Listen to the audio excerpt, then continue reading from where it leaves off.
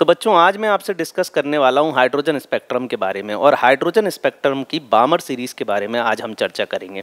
ये वो सीरीज़ है जो 2 पर आकर एंड हो जाती है।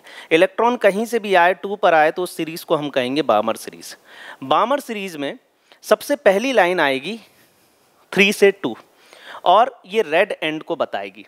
तो जब इलेक्ट्रॉन अपर लेवल से लोअर लेवल पे आता है तो कहीं ना कहीं एनर्जी को इमिट करता है, और एनर्जी को इमिट करता है इलेक्ट्रोमैग्नेटिक रेडिएशन की फॉर्म में, इलेक्ट्रोमैग्नेटिक लाइट की फॉर्म में।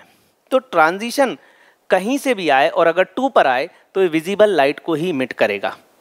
अगर आपको विजिबल लाइट की रेंज पता है तो आप आंसर को प्रेडिक्ट कर सकते हो। विजिबल लाइट की रेंज होती है 400 टू 750 नैनोमीटर। 400 नैनोमीटर ये जो है ये वेवलेंथ है वॉयलेट लाइट की, वहीं 750 नैनोमीटर है ये वेवलेंथ है रेड लाइट की।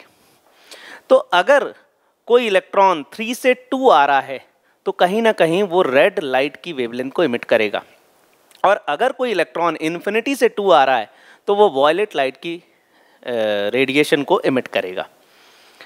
तो ये जो ट्रांजिशन है ये आपको याद रखने हैं कि भाई 3 से 2 रेड एंड है, और कहीं ना कहीं अगर हाइड्रोजन एटम में इलेक्ट्रॉन 3 से 2 पर आ रहा होगा तो उसकी जो वेवलेंथ एमिटेड होगी वो कहीं ना कहीं 700 नैनोमीटर के आसपास होगी।